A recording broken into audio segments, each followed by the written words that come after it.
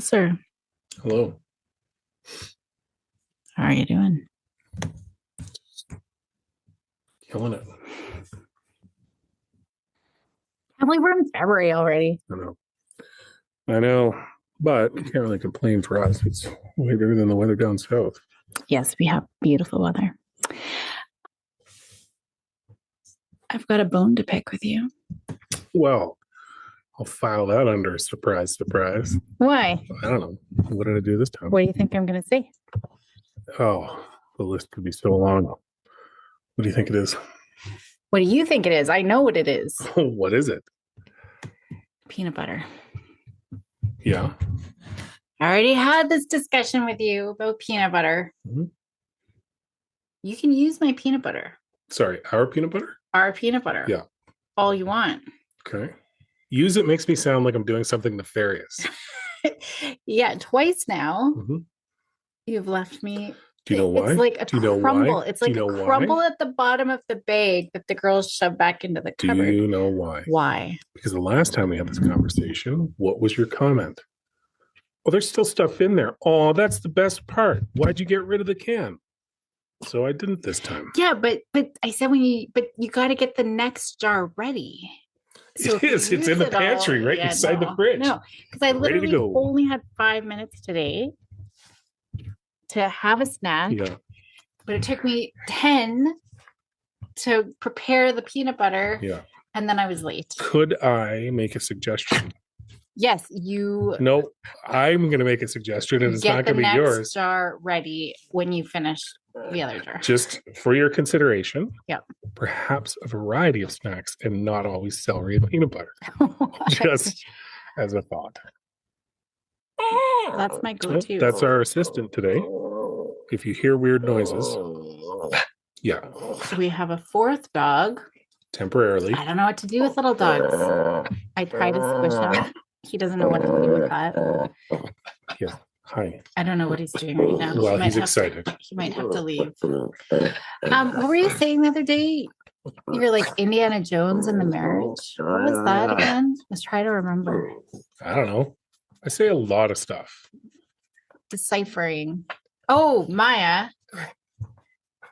This is a wild ride. Yeah, so Maya has seemingly, she's been going to the bar and meeting people and some boys who've shown interest, and they're all autistic. And so I was talking about she said it, her words. And yeah, one guy did just introduce himself as that too. And he was very assertive. He's like, I'm autistic, so you need to tell me if, I'm boring you, if I'm annoying you, whatever. And I think that's great. I think that's great assertiveness. That's what I tell when I work with autistic kiddos and teenagers. I say, you got to be assertive. Yeah. Now, I also said we have this double empathy where neurodivergent folks understand neurodivergent folks, neuromajority folks understand neuromajority folks, but they do not understand each other. And so then you were saying, are you autistic? That's what it was. Yeah, I asked. Because I was saying that, like, she's like a magnet for neurodivergence. And then you had commented, you must be autistic too. Mm-hmm. Or you're just a really good neuromajority deciphering. So what do you decipher? What don't I decipher is a shorter list. You literally will have conversations that we don't know if we're involved in until you get annoyed and go, okay, is anybody gonna? And then we're all like, what? Okay, who are you talking to? It doesn't matter. What? Like that's a key one. Your process for a lot of life is verbalization. Mm. As you work through things, you speak. But you've developed this way of speaking your way through a problem and then picking up a conversation. And so I get in trouble because you're like, I told you that. No, you didn't. Yeah, when I was sitting at the table, I'm like, when you were muttering like a crazy person and like no one knew what you were saying, there was something in there for me. That happens a lot. I got to decipher that a lot. See, you don't even have a comeback. You're like, yeah, that's No, true. it's not. You're just using that for an excuse for not listening to me in the first place. Excellent job. Yeah. I do a lot of commentary when other people are not there, usually. You do it all the time. How do I? You talk for someone that is so introverted as soon as you leave your house, like bordering on mute when you're outside of these walls, inside, it's like podcast 24/7, just going.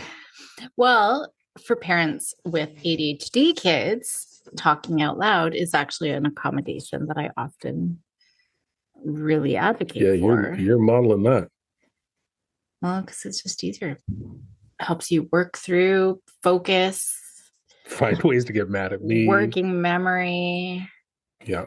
No. But you do usually know, even just the other day, you knew exactly what I was going to say. And Willow was like, Oh, yeah. I won't say what it was, but Willow was like, how did you know that? There was no indication. She's like, you didn't even look at her. I'm like, I tell from the tone what the words that were going to fall out of her face were. And I was right. Exactly what you were going to say. Yeah. It's unfortunate that I can't monetize this gift because it's pretty incredible. Like living with three ladies can be challenging. Right. As I'm sure living with, if you're a mom and you had three dudes in the house, challenges on its own. You add the neurodivergent part, and I'm godlike in my powers of like concealment, meaning me getting out of the way of whatever's coming down the stairs, because who knows, and interpretation. Yeah, I can just say boo to boo. I don't even need to say a real word. It's just a made up word. And I'll typically know what it is. Yeah. Almost always. Yeah. The girls are a bit more inconsistent. And then they get mad at you for enabling my poor. But honestly, it just makes it easier. It's just easier to get to it because I know what it's going to be. So yeah, that's it. All of this because of peanut butter.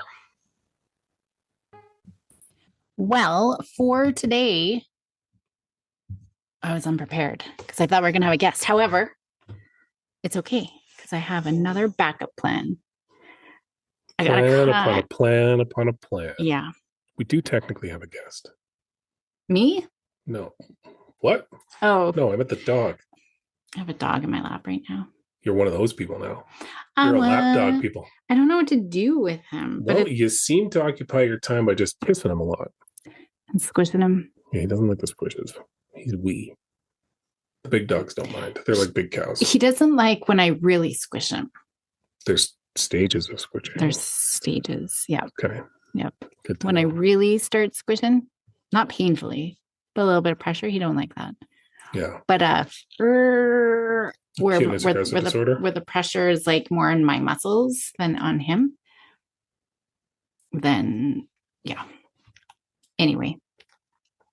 So I was going to maybe bring up glamorizing psychiatric disorders. Well, based on what we just talked about for our intro. Oh, yeah. That's a great topic. Well, do you think I glamorize conditions? No. Oh.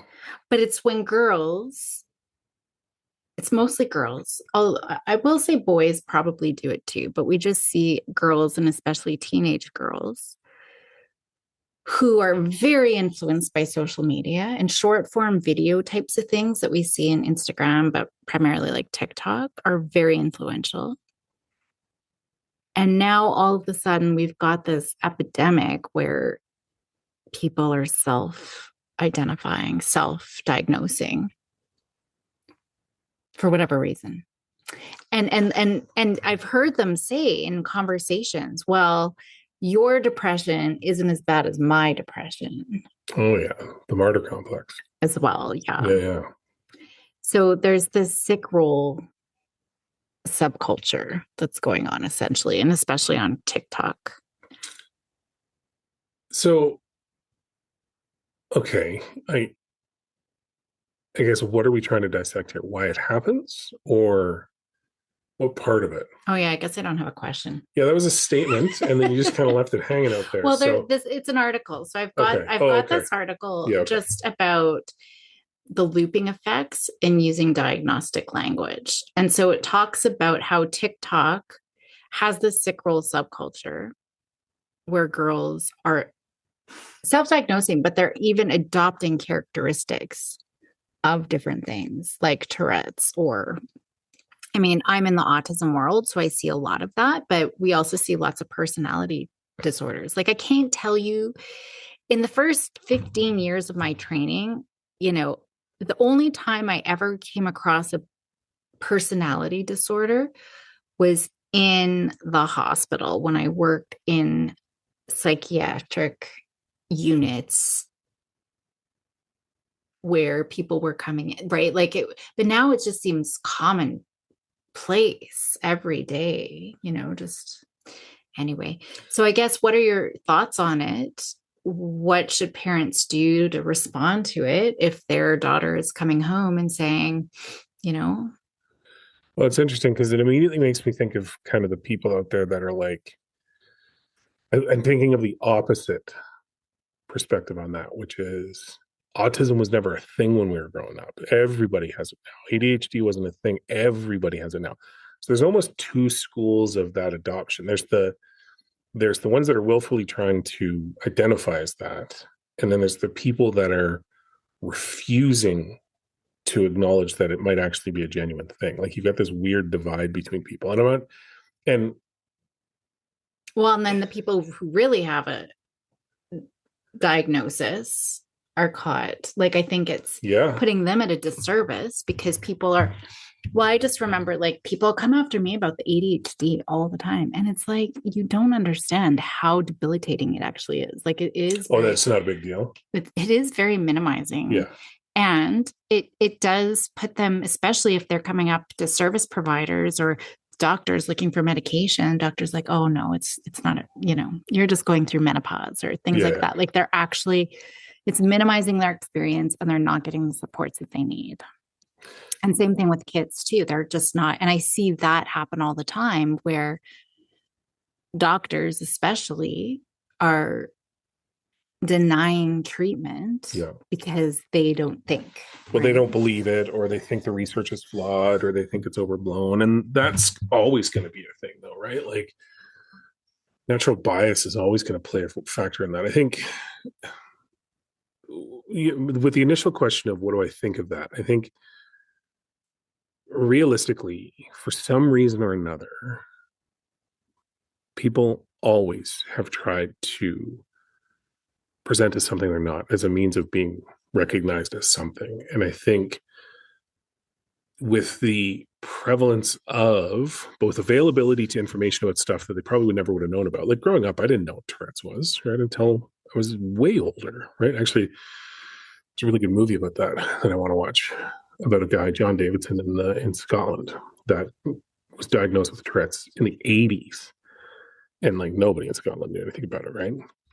But sorry, all that to say, like it comes down to people are always going to try and be something they're not to make themselves feel better and or feel important or feel seen or whatever the motivation is. But it the the problem with social media now is it's everywhere. So they could leapfrog from thing to thing from and this isn't what I mean when I say this, but it's almost like jumping from fad to fad, right? Yeah. As something is presented more and more and more and more and more, there's a natural part of the population that is going to gravitate towards that. That need to recognize it, I think probably is sometimes overblown by a certain part of the population. Like we've lost to a certain degree as a society the ability to call people out on BS because there's always a section that feels it's completely made up and then a section of society that feels that, you know, no, we have to take it seriously, even when common sense is like, no, that's not it. Like, that's not a thing. So to your point, you live in this weird kind of back and forth where the people that truly need it and or have whatever condition or diagnosis or whatever, I bet a large population of them just want to fly under the radar because of the polarizing extremes, right? But then to your point, they're not getting the support they actually do need as the people that truly need it, because resources are being taken up by people that don't need that, or being completely withheld by people that don't believe in it or are reacting to that other extreme, right? Like it's about the polarization of extremes. And yeah, it's always going to be something. And I mean, I've told you about a few videos that I've seen, right? Like where people will post on TikTok about what kind of autism do you have? I've got the kind that, and then people pile on that. That's almost the same thing, right? It's making light of it. So there's an awareness component to it. But I'm sure there's a ton of those people that just, they don't really have autism. They just like trains. You know what I mean? Like, or whatever it is. Or they do believe that they do, Yep. right? And I think that that's it. It's not that they're just trying to make stuff up. Just like we have emotional contagion, we also have psychosomatic social contagion. And I mean, a lot of the information out there, and I think I've talked about this before, especially like when it comes to autism, it's something like 92% of what information is actually on the internet, especially in social media, is actually incorrect. Yeah, probably harmful. And probably harmful. And so people, and then same thing with anxiety, it's really high. And so people are reading that, oh, that's my experience. But they're only taking that one side and not realizing, like, I spend a lot of time differentiating autism, like doing training, differentiating autism versus ADHD. And a lot of the things that women talk about as the autism female phenotype is actually the same experiences that an ADHD woman would have, for example. But it's not just that. Like, I am talking about depression and Tourette's and, could be autism or personality disorders and all of these things. And it really comes down to, so the social contagion piece, I think, it's an emotional dysregulation piece. And it's not getting affirmation where I need it the most piece. And so they're going into these online communities and they're being affirmed and reinforced and heard and addressed in these online forums because they're not getting it in their face-to-face everyday interactions. People in their real life are minimizing their experiences. Yeah. So I don't doubt that these girls are experiencing a lot and going through a lot. But when we boil it all down, it comes to they're unable to manage those emotions, right? So we need to address emotion regulation, and their environment isn't, warm, supportive, non-judgmental. They're not feeling heard, all of those types of things. Yep. And so I think that's what it comes down to for parents, is just looking at that. We don't want to dismiss. So even if they come home and they say, I think I've got borderline personality disorder, right? We want to be able to validate and hear and understand where they're coming from. We don't want to minimize that experience. And, and then we start taking the steps. Okay, well, let's go. Like, what is it that you need right now? What is it that you think we could do? These are a couple of steps that we should be taking. I think the parents freak out about stuff and feed into the pathology, whether they believe that diagnosis or not. Like, they just make things worse. Well, it's funny because you said that, because I was going to ask the question of, did the article actually reference parents influencing that adoption or alignment to a specific diagnosis? Well, I haven't gotten that far. Well, here's the few things. I'll run through them and then we can kind of go. So it does talk about the social contagion. And then why are they adopting these identities, really? So one, like I said, emotion dysregulation. Another one's to acquire social capital. So they're maintaining the psychiatric identity, which could mask those underlying feelings of, which could be, it probably is anxiety or depression, low self-esteem, these types of things, right? So it can be very explanatory. TikTok just has a huge impact on promoting these types of behaviors anyways, and really reinforcing a lot of those things. We do have what's called functional tic-like behaviors, for example, where they're just starting to mimic some of these symptoms as part of that. I won't get into the personality disorders, but the big thing there is just sexualizing them. So they do look fancy, or not fancy, but you know what I mean? Like, it's just, they really relate. And especially with teenagers, they're in such an influential point of their life and trying to figure out their identity. And I think that this is part of that, right? Figuring out who they are. And it's really easy. I mean, it's like anything. You dig enough, you read enough, you're going to fit every diagnosis 100%. That's out there, which is a problem too. The neurodivergence piece is definitely a big one. I'm going to see if they've got the parent. Yeah, social emotional reinforcement, and then just impact on mental health stigma. So they're unintentionally contributing to these. So it doesn't talk specifically about the parent piece, but when we look at what are those underlying mechanisms that fuel it, social media, we're just drawn in, the emotion regulation, and then why. So if they're feeling like they need to turn to social media, and I'm doing research right now just on all of this anyways, just on loneliness and connection. And I mean, it's very common sense. If I'm feeling disconnected, if I'm feeling lonely, I'm more likely to turn to social media. I didn't watch the full show, but there's that show. I only watched 1 or 2 episodes. Apple cider vinegar. Have you ever heard of it? No, I've had apple cider vinegar. Yeah, I'm pretty sure it's called apple cider vinegar, but it's based on a true story of this woman in Australia who was just seeking connection and really did like attention. And things just weren't going well. And like one of the instances, I think it was her baby shower. She had to throw herself a baby shower and nobody showed up. And so like she's just not getting attention. She's just not getting connection. But she mentions to someone that she's got brain cancer. She doesn't, but she mentions. And then, oh my gosh. And then she like said it to somebody else. And oh my gosh. And she was getting all of this attention that she wasn't getting otherwise. Yeah. And then it became, she built her whole identity and brand and became world renowned for changing her behaviors to be, you know, healthy. So like, yeah. So really promoting health and nutrition and all of these things. And then she was a survivor of brain cancer, but she never did. Like it was just, oh man. Yeah. And so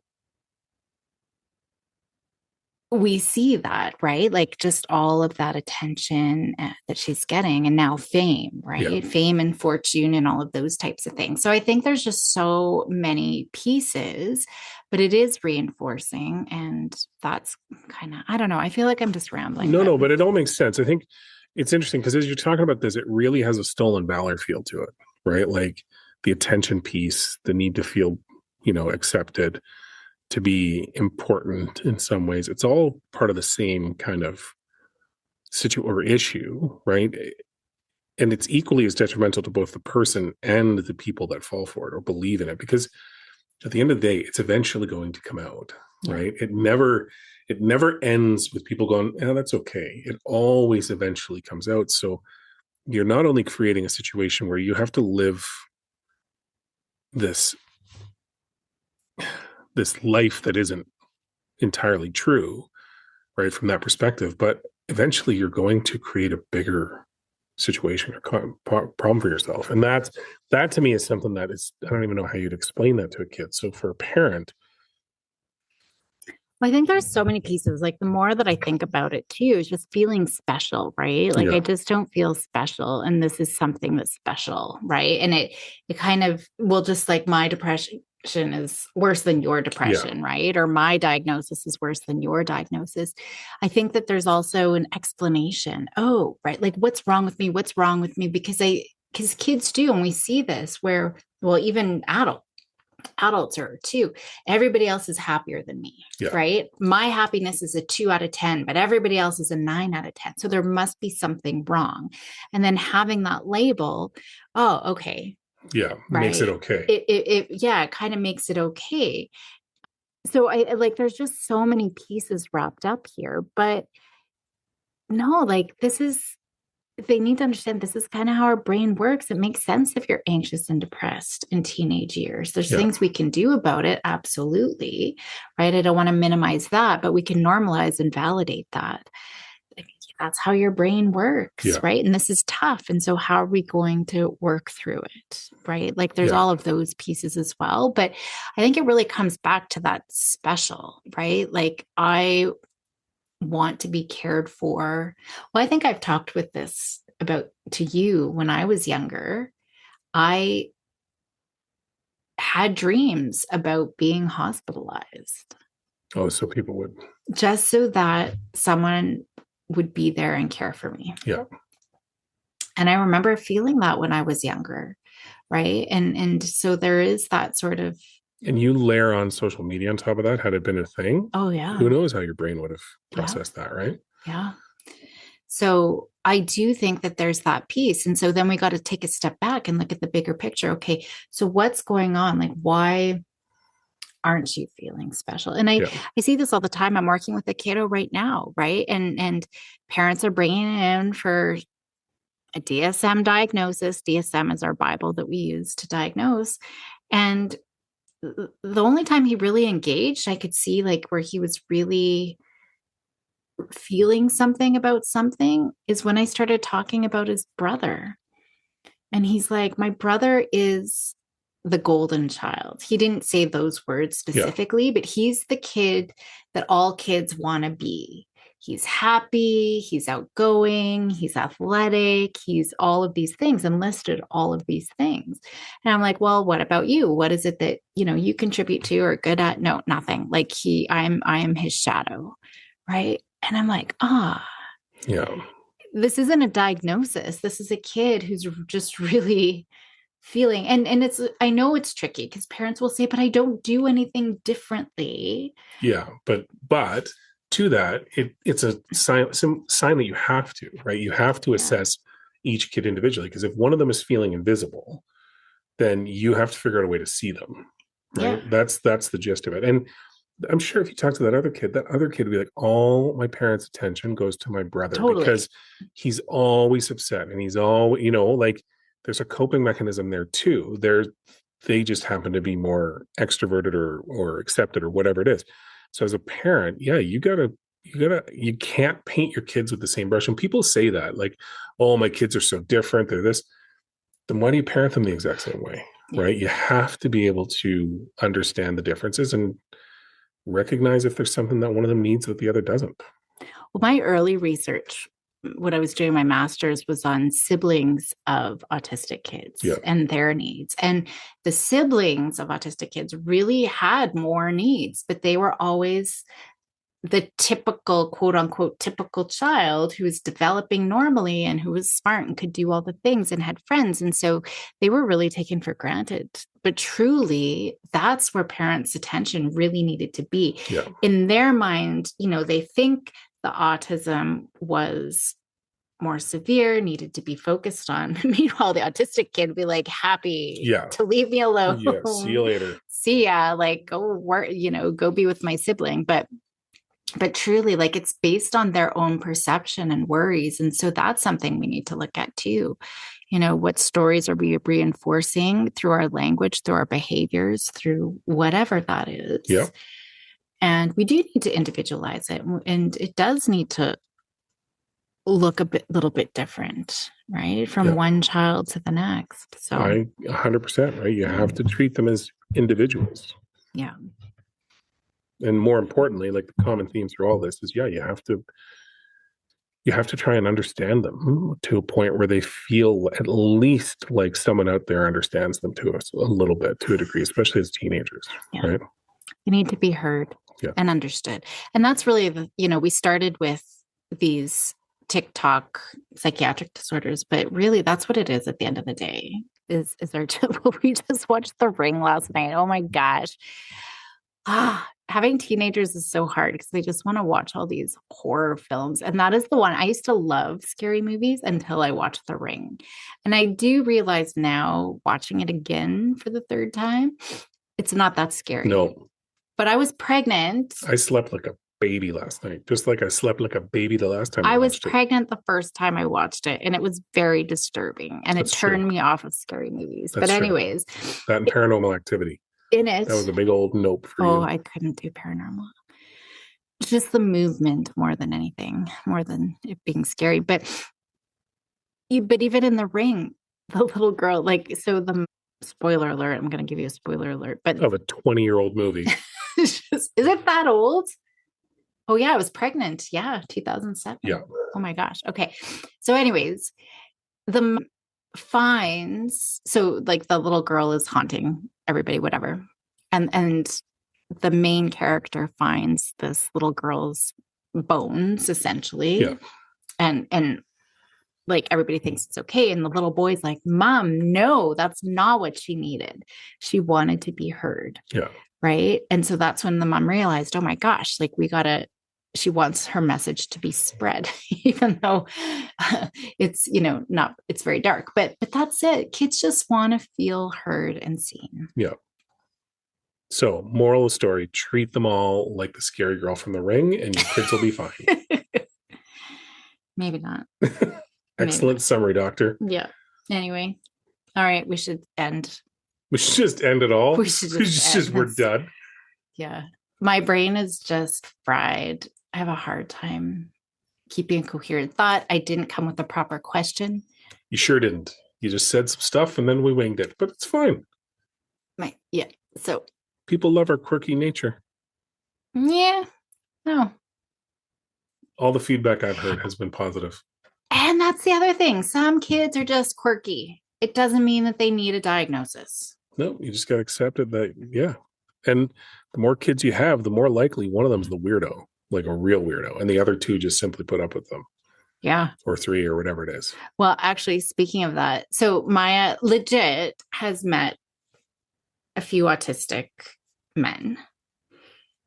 She went on a blind. So one of her friends' cousins was just looking through pictures and thought Maya was beautiful and reached out to her to go for coffee. So this is one of Maya's friends' cousins. He was a quirky lad. He was quirky. And she's like, trench coat quirky. Yeah, trench coat, purple trench coat. I was thinking of the guy, Samuel L. Jackson in Glass. Unbreakable. Unbreakable. Mr. Glass, yeah. Mr. Glass. Fun fact. Yeah. I've seen someone in a purple trench coat up close. Oh. Can you guess who it was? Your brother? Yep. He went as the Joker one year. Full purple trench coat. Well, it's funny because Maya said, hey, he reminded me so much of your brother. Yeah. Because he was into like D&D or... I can't remember. Shout out to my big bro if he's listening. Anyway, yeah, purple trench coat. She got out of there fast. Yeah, she literally lied to this poor chap. Yeah. And said, oh my God, I forgot. I got to pick out my sister from volleyball. I need to leave. And left. And her sister was at home. And he like leaned in for a hug and she just ran. She just bolted away. Yeah, she's not good with sudden emotions. So then she texted her cousin and was like, oh, tell me your thinking process. And her friend was just like, yeah, it was an experiment just to see what other people in the real world thought of our cousin. The other really funny thing is this guy went to high school with Maya's best friend. And her best friend was like, oh my gosh, it's Johnny. This is amazing. And Maya didn't pick up on the clue. Like, this is amazing. I can't wait to see what happens. But anyways, that's an example of some kids are just quirky. Yeah. Well-intentioned, sweet guy, handsome guy. Riding his own wavelength. Yeah, and that's totally fine. And he'll find his people. They just got to find their people. In the meantime, you're your kids' people. Yeah. So be the right kind of people. And you don't need to pathologize. No. And steer them away from purple trench coats. And social media. Yeah. Although purple trench coats, I don't know. That could be. So that's how it begins right there. You're not the right kind of people. Well, I just envision like the purple, that color with like a rainbowy, sheeny from the 80s, mm-hmm. like something. Yeah, that's kind of it was kind of like that. Everybody thinks they're going to look cool like Prince, and no one ever does. That's exactly who I think about as Prince. Exactly. And that's what the people that buy those trench coats think of too.